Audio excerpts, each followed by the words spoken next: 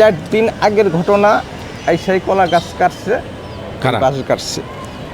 কারা কাটছে? মূল ফ্যাক্টরটা নাসির। এই যে দেখেন এখানে আছে নাসির। নাসির কোন সংগঠন করে? নাসির কোনো সংগঠন করে না। আচ্ছা, এটা আলিমুল্লাহর সাথে চলাফেরা করতো। ওই যে আওয়ামী লীগ, মানে ইস্টার্ন হাউজিং যারা রাজত্ব করতো এক সময়।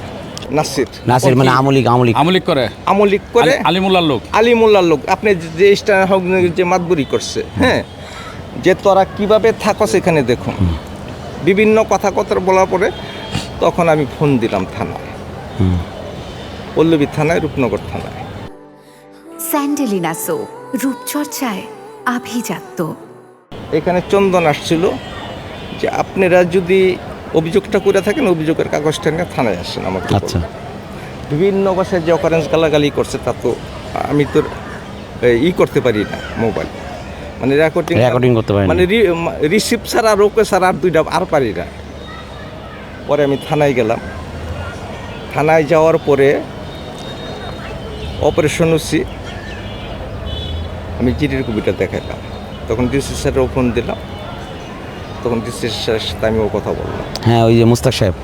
এখন অপারেশন ওসি ফোন দিল নাসিরকে, মোবাইল কাটে, রিসিভ করে না, মানে এরকম কয়েকবার করলো।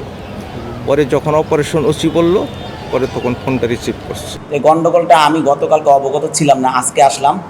গতকালকে রাত্রে আপনারা জানেন যে গণপ্রজাতন্ত্রী বাংলাদেশ সরকারের যে ক্রীড়া এবং যুব বিষয়ক মন্ত্রী আমিনুল হক সাহেব ক্যানাডায় অবস্থানরত ছিলেন।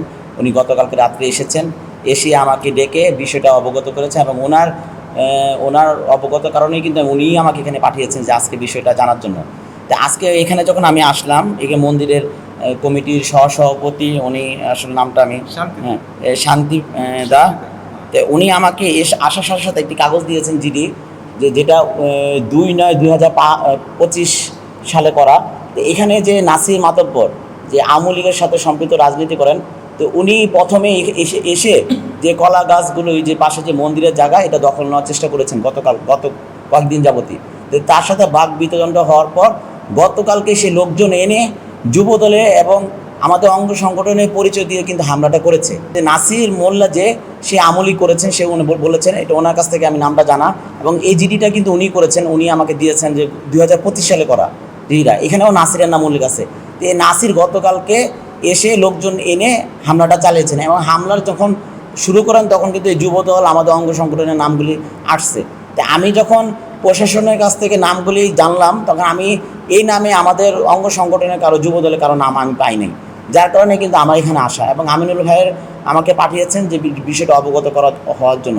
আসলে এই বিষয়টা জায়গা জমির বিষয়।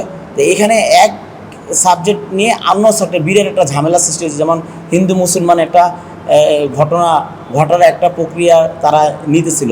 আপনারা জানেন যে দেশে দুইটা সরকারকে বিব্রত করার জন্য দেশে এবং বাইরে থাকা দুইটা দলই সরকারকে বিব্রত করার জন্য নানা ধরনের ষড়যন্ত্রে লিপ্ত হচ্ছেন। এই ষড়যন্ত্র যদি আগ না বাড়ে, আমরা আমাদের সংগঠনকে যেন দোষারোপ না করতে পারে, যার জন্য এখানে এসে আমি নিজে সহজমিনে তার কাছ থেকে বিষয়গুলি আমি অবগত হয়েছি। আপনাদের সামনেও কিন্তু উনি খুলে বলেছেন যে বিষয়টা আসলে কী।